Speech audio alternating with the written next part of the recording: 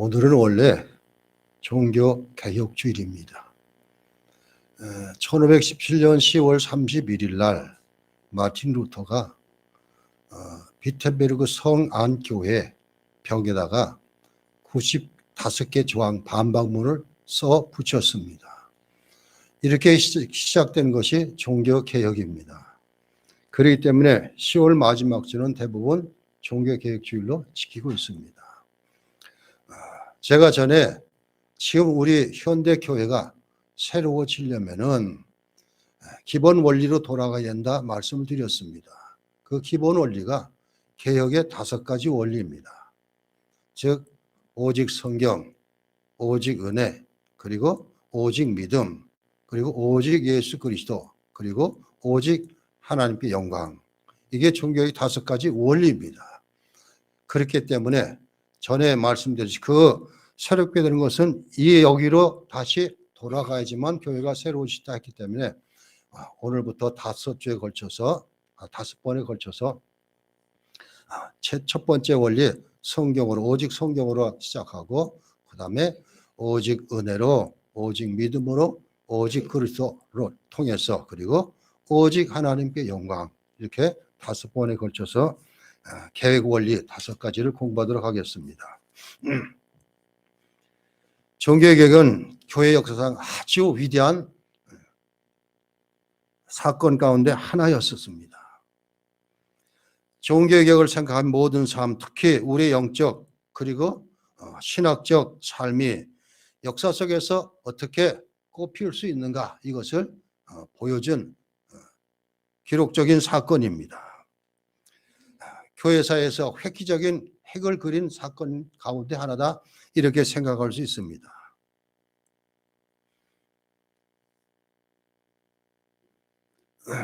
그래서 이 루터의 개혁을 통해서 처음 시작된 것이 대부분 현대교회도 이렇게 얘기를 해요. 현대교회가 자꾸 어지럽고 세상적으로 흘러 들어가고 이러니까 많은 사람들이 초대교회로 돌아가자 이런 말을 합니다.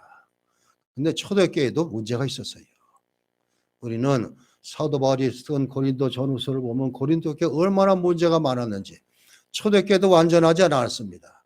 그렇기 때문에 개혁자들은 초대교회로 돌아가자가 아니라 성경으로 돌아가자 이것입니다. 그래서 제일 5가지 원리 첫 번째 나온 것이 오직 성경으로 이것입니다. 솔라 스크립투라 이렇게 라틴어로 그렇게 얘기를 하고 있습니다. 아무튼 획기적인 사건이 되기도 했고 그래서 이것을 통해서 구교와 신교가 나눠집니다. 구교는 잘 아다시피 로마 교회를 말하고 있고 개신교는 이제 루터를 통해서 이루어지는 개신교 교회 프로테스탄트가 생겨나기 시작합니다. 이제 여기서도 개신교는 또 자꾸 갈라지고 우리 교단은 개혁파 교회를 따릅니다. 이렇게 얘기를 하고 있습니다. 자,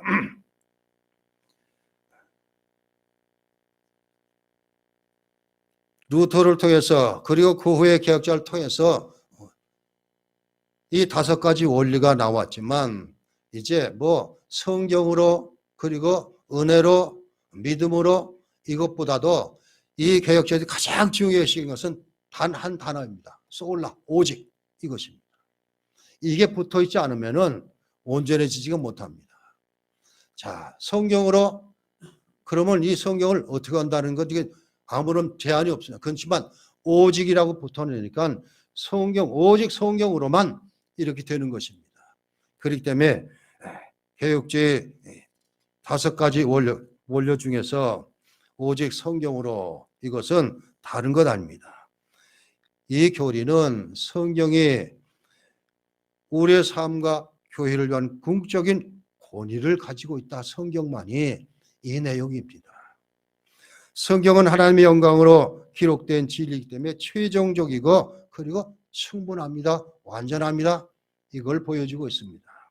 두 번째는 오직 은혜로 즉 우리가 구원받은 것은 우리가 한 것이 아니라 다 하나님의 주신 그 은혜 선물로 주신 은혜다. 이걸 강조하고 있습니다. 세 번째는 오직 믿음으로 우리는 오직 예수 믿는 믿음으로만 구원받는다. 내 행위로 구원받는 것이 아니다.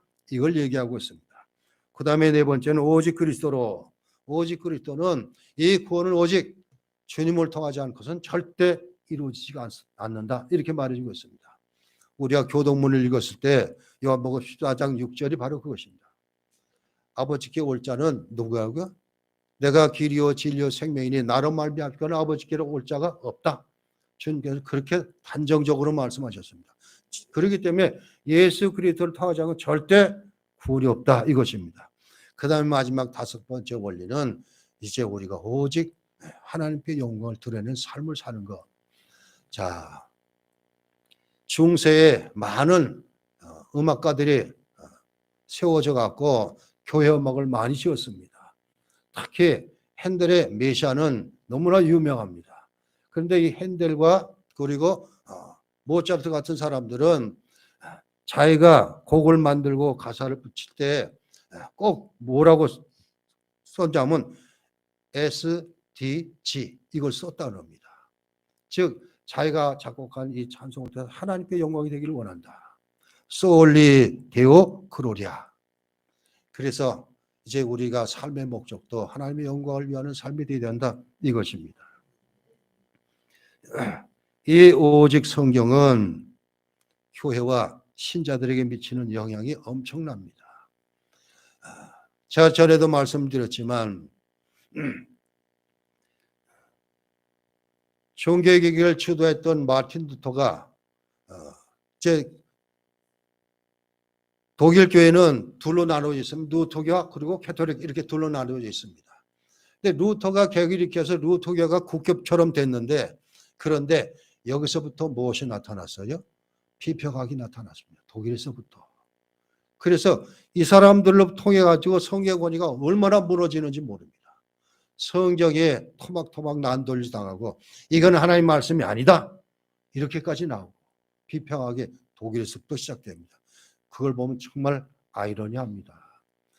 루터가 개혁해서 오직 성경으로 주장했던 그곳에서부터 성경에 오직 진리가 아니다. 이런 사상이 나오니까 얼마나 안타깝습니까? 그래서 루터 다음에 개혁을 주도한 칼빈은 하나님의 말씀은 우리의 삶과 구원의 유일한 규범입니다. 이렇게 얘기를 하고 있습니다.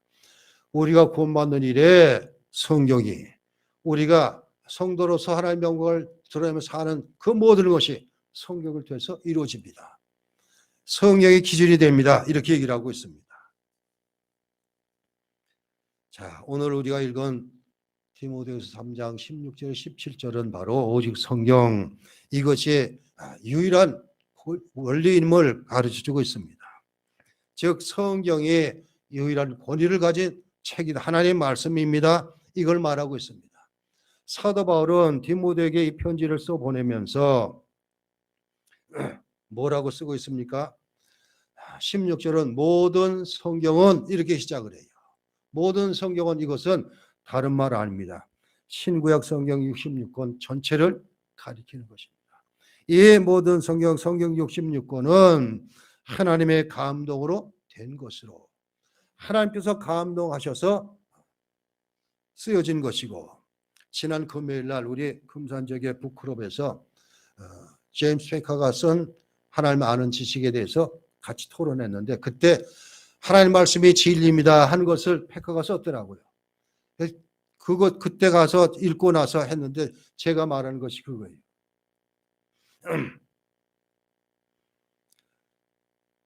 많은 사람들이 성경이 온전하지 않다.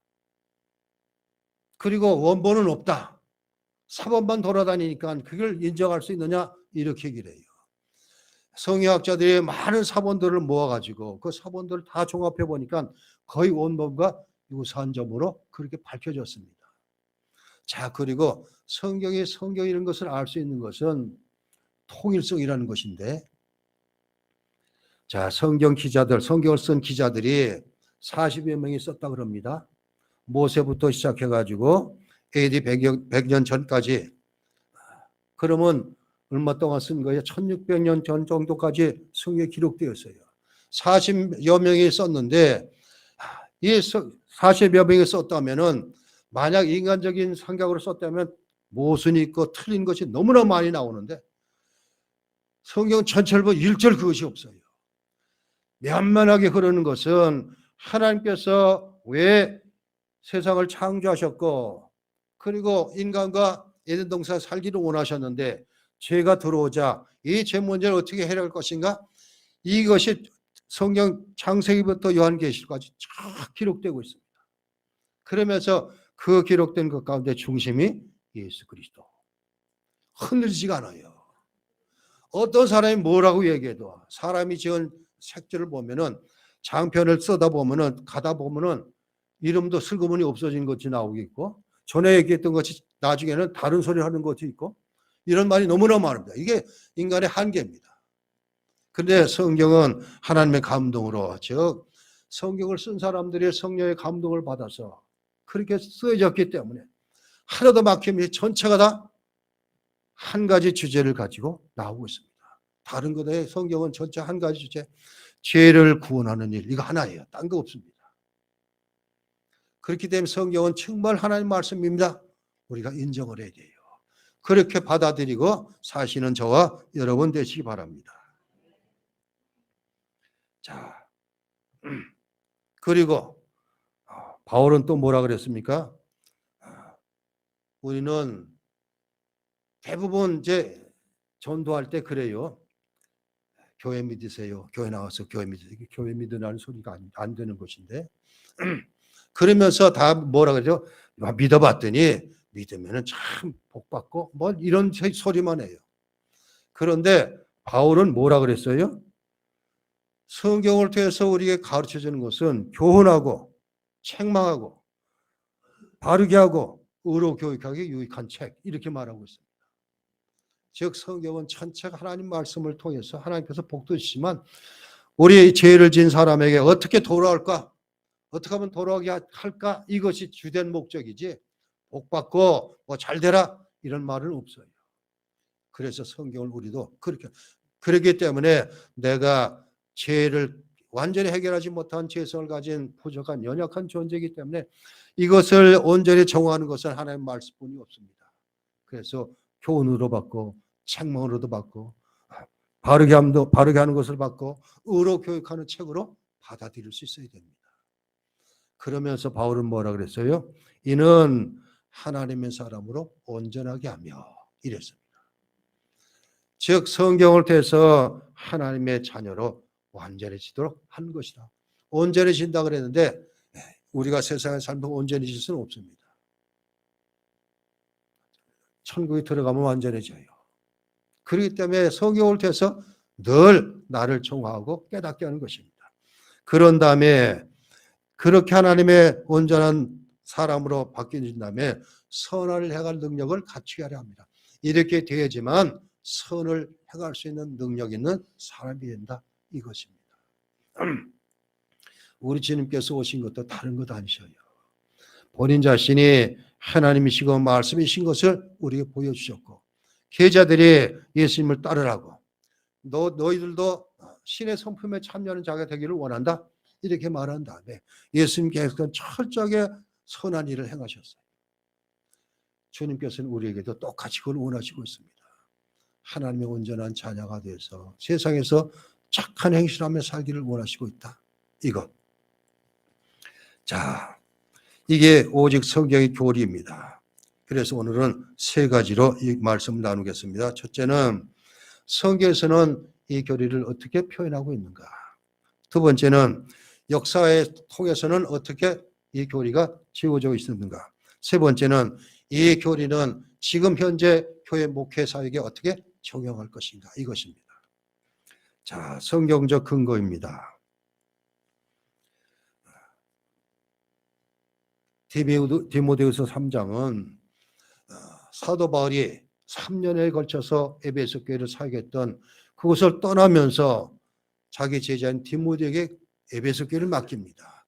그런데 얘기를 들어보니까 디모데가 어리고 또 나약하고 병도 있는 것 같고 그래서 사도 바울은 디모데에게 권면하기를 너는 어렸을 때부터 성경을 배웠나니 이렇게 시작하면 15절에 그러면서 네가 목회할 때는 다른 것 없다. 이 말씀 가지고만 해라.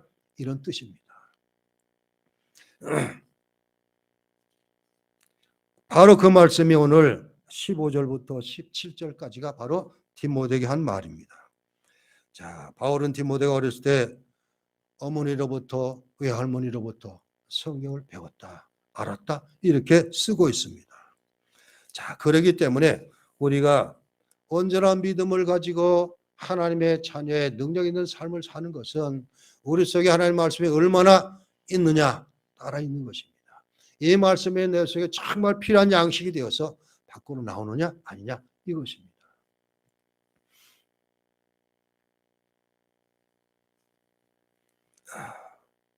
모든 성경은 하나님의 감동으로 된 것으로 16절 첫 부분입니다. 여기는 헬라어를 번역하면은 직역을 하면 이런 말입니다. 하나님의 가장 깊은 곳에서 나온 숨, 호흡 이런 뜻입니다. 이것을 우리 성경은 하나님의 감동으로 된 것으로 이렇게 쓰고 번역했습니다. 즉 하나님께서 숨 쉬는 그것과 똑같다 이것입니다. 성경은 우리에게 많은 것, 특히 무엇을 믿어야 할 것인지를 밝히 보여주고 있습니다.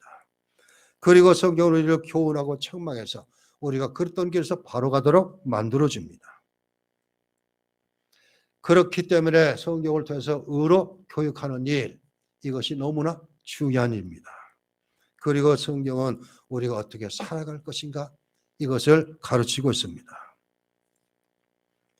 자, 17절에 풀어서 얘기한다면 디모데야, 사역할 때나 말씀을 전할 때나 일상생활을 영위할 때나 하나님 말씀이 곧 너의 무기라는 것을 항상 기억해야 한다. 그 무기를 충실하게 사용하면 모든 선한이 행할 능력을 갖출 것이다. 이렇게 설명하는 것 똑같습니다. 성경 전체가 모든 성경이 하나님의 말씀이다. 이렇게 인정한다면은 이 성경은 정말 권위 있는 책이 되어야 돼요. 믿는 사람부터 이룰 수 있어야 돼요. 우리가. 나는 이 성경 66권을 철저하게 하나님 말씀으로 믿고 따릅니다. 이렇게 얘기를 해야 됩니다. 이 성경을 통해서 나의 모든 것이 다 이루어집니다.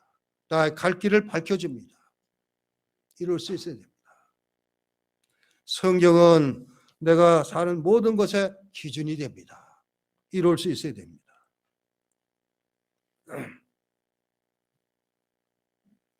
자, 얼마 전까지만 해도 예수 믿어 신앙 고백을 통해서 첫 번째 세 주에 걸쳐서 성경 하나님 말씀에 대해서 공부를 했습니다. 자, 그렇기 때문에 오늘날에는 성경의 권위가 무너졌고 그리고 대부분 많은 사람들이 생각하기를 같이 믿음 생활하는 개신교 안에서도 그래요. 이 성경은 지금부터 얼마 전에 써진 거예요?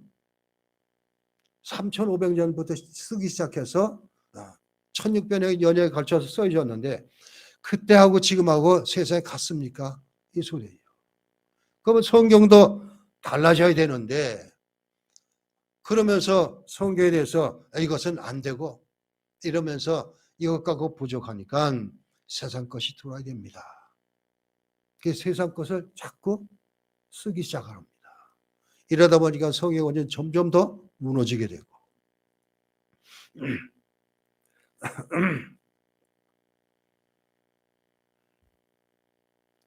오직 성경으로 이것은 다른 것 아닙니다.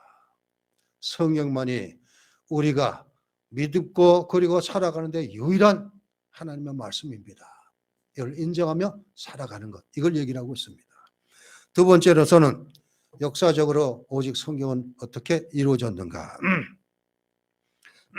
제가 처음 말씀하시기를 이 5가지 원리가 생겨난 것은 개혁자들로부터 시작됐다 그랬습니다.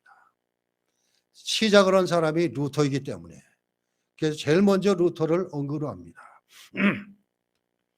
자, 마틴 루터는 한 사람에 의해서 새롭게 이 원리가 세상에 도입하기 시작했습니다. 그 중에서도 16세기 1517년, 1519년, 1521년 세 가지 사건을 통해서 역사적으로 오직 성경으로 어떻게 받아들여졌는가 살펴보고자 합니다. 그 첫 번째는 종교의 계기인 1517년 10월 31일 날 일입니다. 어거스틴 스톤의 수도자였던 루터입니다. 제가 가지고 있는 영화 하나가 있는데 이건 루터교에서 만든 거예요. 독일 루터교에서 만들었습니다. 아마 500주년 기념해서 만들어낸 것 같아요. 루터교에서 이것을 만드니까 다른 쪽에서는 개신교 다른 쪽에서는 프란시스코를 영화로 만드는 그런 것이 있었어요. 그때 한꺼번에 나왔어요. 제가 영화를 가지고 있는데 그때 루터가 어거스틴 스톤 수도사원으로 오면서 늘 고민되는 것이 자기가 하나님 말씀을 받고 그리고 수도사라는 것을 알고 있지만 내 속에 있는 죄가 얼마나 무거운지 이게 감당이 안 되는 거예요. 도대체 끊어지지가 않는 거예요. 루터가 바티칸 성당, 성 베드로 성당, 지금 바티칸 성당이죠.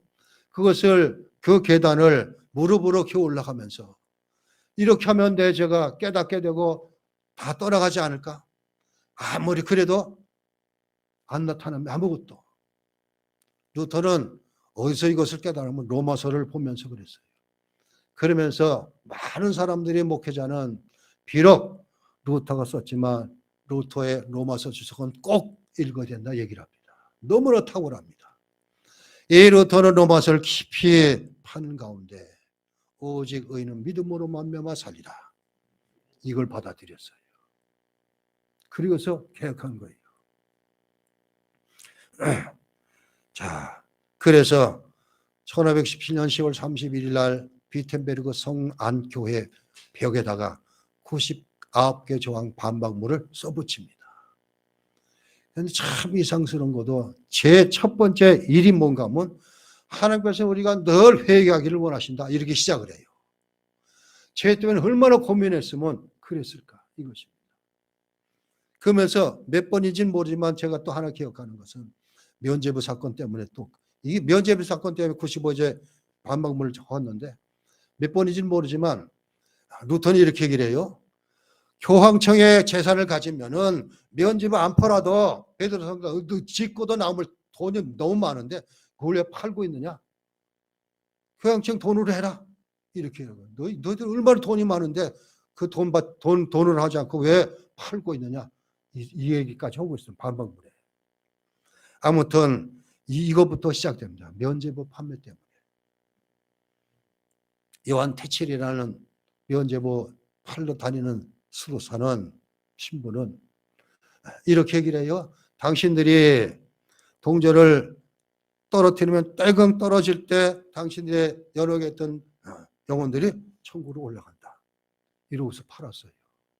그러니 루터가 볼 때는 얼마나 튀쳐나온 것도 바로 그거예요. 이게 1517년 10월 31일 얘기입니다. 두 번째 사건은 1521년 봄에 일어났습니다. 루터가 이렇게 개혁을 일으키자 천주교에서는 난리가 났습니다. 죽여야 된다. 잡아서 화형시켜야 된다. 이런 것들이 많이 나왔습니다. 그러면서 루터를 어떻게든지 올가매려고 17년에서 4년 뒤인 1521년 봄에 신성로마 제국 황제 칼 5세가 보름스라는 곳에서 독일에 있는데 보름스라는 곳에서 회의를 소집을 했어요. 루터 너도 와라. 내가 생명을 보장해 준다. 죽지 않도록 해준다 소리예요. 그래가지고 루터가 갔습니다. 많은 천주교 고위 성직자들 황제 앞에 이런 다음에 섰습니다. 그러면서 그때 사회자가 요한 에크라는 사람인데 천주교 신학자인데 루터가 썼던 책들을 다 모아놓고 루터한테 이렇게 얘기를 합니다. 너 이 책이 다 하나님의 계명 천주교의 거듭 되는 거 알고 다 불살르고 그런다면 우리가 용서해 주겠다. 이렇게 얘기를 해요. 네 책은 천주교에서 주장하는 하나님의 말씀과 다 어긋나기 때문에 그걸 부인만 하면 살려준다. 이렇게 얘기를 합니다. 그때 루터가 이런 말을 합니다. 나는 고항이나 공회만을 신뢰할 수 없습니다. 왜냐하면 그들이 종종 잘못을 저질렀고 스스로 모순을 지켜 사실이 분명하게 드러났기 때문입니다. 따라서 성경의 증언이나 확실한 이성이 나를 설득하지 않는 한 나는 내가 인용한 성경 말씀에 충실할 수밖에 없고 나의 양심은 하나님의 말씀들을 따를 수밖에 없습니다. 그리고 철회하지 않을 것입니다. 달리 어찌할 길이 없습니다. 내가 여기 섰나이다. 하나님이여 나를 도우소서. 이런 말을 합니다. 즉 성경이 말하는 건 난 반복할 수가 없습니다. 내가 쓴 책은 전부 성경에 대해서 썼기 때문에 이걸 할 수가 없습니다. 이렇게 답변을 했습니다. 자,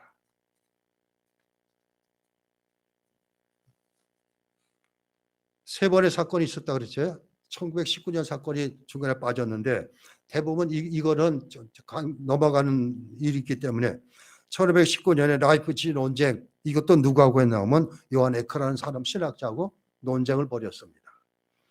자, 요한 에크는 어떻게 하면 루터를 옳고매일까 그러다가 한 가지 사건을 떠올립니다. 100여 년 전에 얀 후스라는 사람이 처음 개혁을 일으키다가 화형당해 순교당했습니다. 천주교에서 화형시켰어요. 이단으로 몰아서. 그래서 너도 저와 다를 바가 없지 않느냐. 얀 후스가 이단으로 몰려가지고 화형당했는데 너도 그와 마찬가지 아니냐. 이렇게 얘기를 했습니다. 자, 그렇게 루터를 압박합니다. 그때 루터가 잠깐 동안 쉬는 동안에 그때 일어났던 일들을 걸 보니까 얀 후스가 한 말이 쓰여 있어요. 얀 후스가 뭐라 그러는가? 너희가 오늘은 거위를 불태고 죽이지만 앞으로 100년이 지난 뒤에는 너희가 삶거나 곧 죽을 수 없는 백조가 나타날 것이다. 얀 후스가 예언했어요. 근데 100년 후에가 루터가 나온 거예요. 그래서 루터의 상징물은 백조가 그려져 있어요. 바로 이것이 역사적으로 나타난 새 사건을 통해서 루터가 오직 성경으로 주장한 것입니다. 마지막 세 번째, 오늘날의 목회적 적용을 어떻게 할 것인가? 오직 성경을 가지고 10가지가 나옵니다. 첫째는 이 오직 성경으로 교리를 가지면 하나님 말씀을 전하는 일에 정말 너무나 유용하다. 오직 성경만 가지고 이것입니다. 그래서 다른 말 안 합니다. 개혁자들은 성경만 가지고 성경 해석하는 대로 그렇게 설교하라 이랬습니다. 세상 것 들이지 말고 내 소리 경험하지 말고 오직 하나님 말씀만 전하라. 구약의 선자들은 한 일은 그거예요. 하나님께서 주신 말씀 그대로 전하는 것뿐이 없었어요. 뭐 덧붙이거나 빼거나 이게 없었습니다. 그렇기 때문에 성경의 고리를 가지게 되면은 강단 사역의 말씀으로 충만해질 것이다. 이것입니다. 그 다음에 두 번째 교리는 영혼을 돌보리는 목회 양식, 목양하는 방식이 온전해질 것이다. 이것입니다. 즉 말씀만 가지고 목회하고 목양하라. 양떼를 다스려라. 이것입니다. 하나님 말씀을 은혜롭게 전하는 것이고 기도하는 마음으로 말씀을 다른 사람의 삶에 적용시키는 그런 일을 할 수 있도록 하라. 이것입니다. 세 번째, 오직 성경은 교회가 하나 되도록 만든다. 이것입니다. 교회가 하나 되는 것은 연합입니다. 오늘날에는 그 연합이 없죠. 교단마다 다 색깔이 틀리고.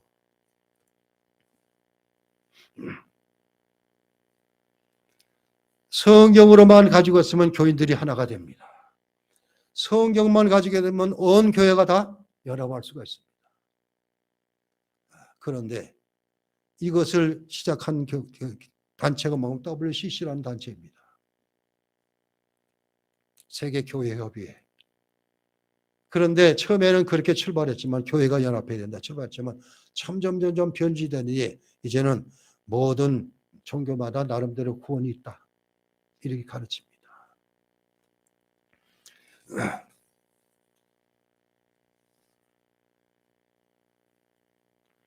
네 번째, 이 성경만을 가지게 되면은 올바른 해석을 바로 할 수 있다 이것입니다. 성경은 성경으로 해석하라 이 말과 다른 것이 아닙니다.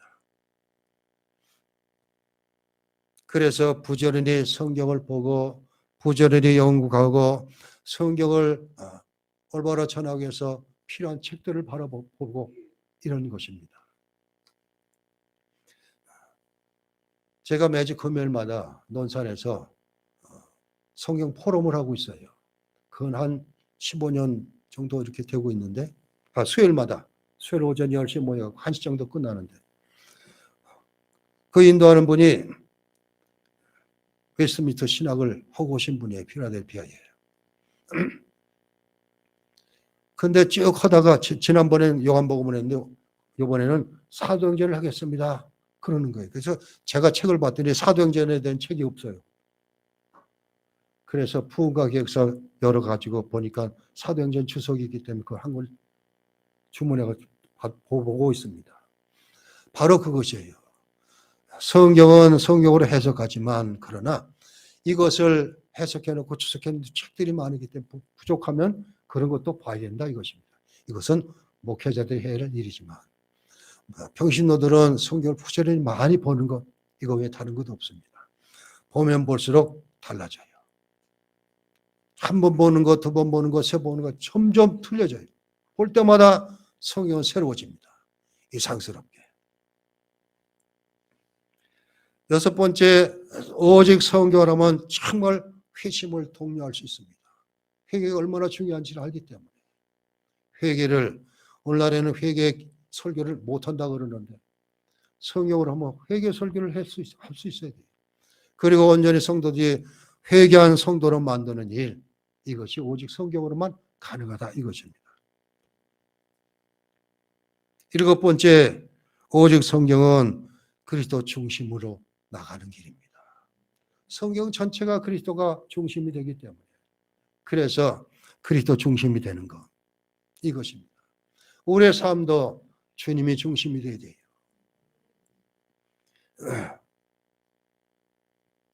어디서 나온 책인가요? 처음엔 그런 걸 봤는데 CC에서 나오고 내비게이터에서 나오고 성경 공부 책이 나오는데 그때 어느 책인지는 모르지만 나무 의자가 있고 그 의자 위에 누가 앉아있느냐?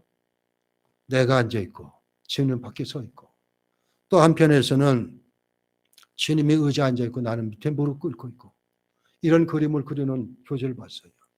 바로 우리가 그래야 돼요. 내가 나타나는 것이 아니라 나를 통해서 오직 주님만 나타날 수 있어야 돼요. 이게 그리스도 중심입니다.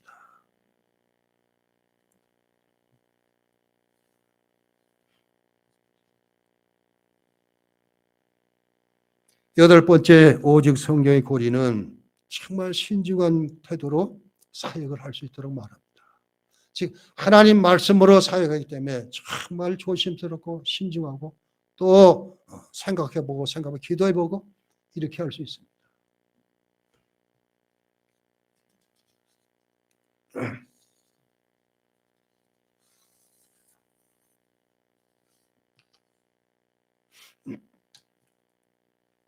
아홉 번째, 오직 성경은 예배에 영향을 미칩니다.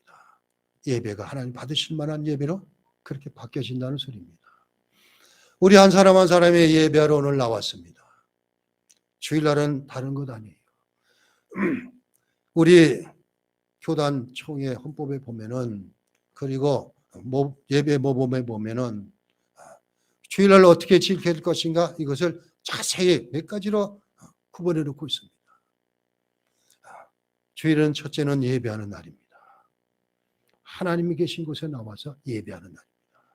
이 예배를 정말 받으실 만하게 내가 하나님께 드려질 만하게 드리는 예배. 자, 예배는 몇 가지 요소가 있습니다. 하나님께 드리는 것이 있고 위로부터 주시는 것이 있습니다. 근데 드리는 것이 더 많아요. 자, 찬송도 드리는 것입니다. 기도도 드리는 것입니다. 헌금도 드리는 것입니다. 다 드려요. 그리고 오직 말씀은 우리에게 주시는 거예요. 그렇기 때문에 예배는 내가 온전히 하나님께 드립니다. 우리 정 목사님이 늘 앞서 기도할 때 우리가 예배를 나올 때 바로 그렇게 했듯이 그거예요. 우리가 드리는 예배가 정말 하나님께 온전히 올려드리는 예배, 그리고 그 예배를 드리는 나를 하나님께서 기뻐 받으시는 예배, 이런 예배가 되는 것입니다.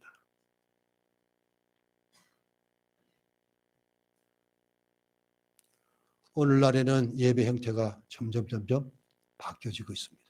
전통이 사라지고 있습니다.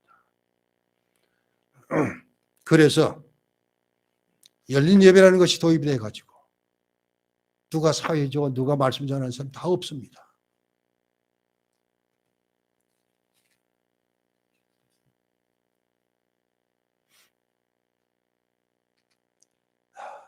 그렇기 때문에 오직 성경으로만 우리 속에 있으면 예배가 온전해진다. 하나님 받으실 만한 예배자도 바꿀 수 있다. 이것입니다. 마지막 10번째로서는 오직 성경으로 이 교리를 받아들이면은 개혁주의 신학 정신이 올바로 세워진다 이것입니다. 개혁 정신이 올바로 세워진다. 개혁주의 신은 다른 것 아니에요. 교회는 날마다 개혁되어야 한다 이것입니다. 전에도 한번 말씀드렸지만 개혁교회는 어떤 교회가 되는가? 이성계가 유아대에서 회군해서 나라를 뒤집어 엎잖아요. 고려를 무너뜨리고 조선을 세웁니다. 그리고 나서 고려에 가장 충실했던 포원 정몽주를 어떻게 회유할까? 정몽주를 자기 사람으로 만들어내는 일을 얼마나 애썼는지 모릅니다. 그랬는데 이것을 누가 감당했는가 하면 다섯 번째 아들 태종이 됐던 이방원이 감당을 합니다. 그래서 정몽주한테 가가지고 이런들 어떠하리 저런들 어떠하리 만상들은 얽혀든지 우리도 이와 같이 얽혀서 천년만년 누리리라 하여가라는 시조를 읊습니다. 이러면 어떻고 저러면 어떻습니까? 같이 누리면 되지. 정몽주는 뭐라고 했어요? 단식말을 대답을 했어요. 이 몸이 죽고 지고 일복권 거쳐주고 백골이 진터도 넋이라도 있고 이명한 일편단피한 편을 가실 줄이 있으랴. 바로 이거예요. 개혁정신은 바로 이것이에요. 이건 어떻고 저건 어떻고 이건 개혁이 아닙니다. 개혁정신은 오직 그리스도 외에는 하나님 외에는 아무것도 아닙니다. 이렇게 되어야 돼요. 성경으로 들어가면 그렇게 될 수 있다는 소리입니다. 개혁정신을 온전히 가지게 된다.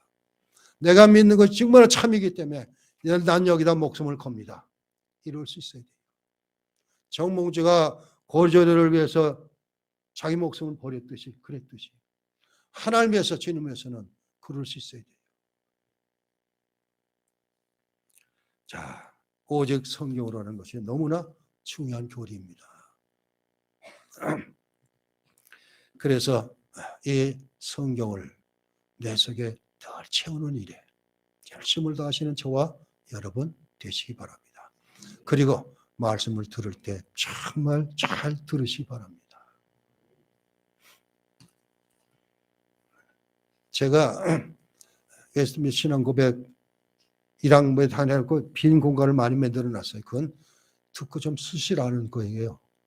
그대로 하얗게 있다면은 잘못 드는 겁니다. 빈 공간을 만들어낸 것은 들어서 필요한 것은 쓰시라 이것입니다. 특히 성경 구절을 말씀할 때는 그걸 필히 적어놓으면 너무나 유용이 됩니다. 자, 성경은 우리의 삶과 구원의 유일한 책 믿으시기 바랍니다. 기도합니다. 하나님 감사합니다. 개혁자들이 오직 성경으로 그렇게 말했듯이 우리도 오직 성경으로 이 원리, 이 교리를 굳게 붙잡고 성경에 우리 속에 우리를 침잠시켜서 그래서 성경이 내 것이 되고 내 속에 있는 성경의 능력이 돼서 밖으로 나오는 역사가 있게 하여 주옵소서. 그래서 오직 성경으로 이 교리를 가지고 나 자신이 새로워지고 교회가 새로워지고 말씀으로 새로워지는 우리 모두 되게 해 주옵소서. 예수 그리스도 이름으로 기도하옵나이다. 아멘.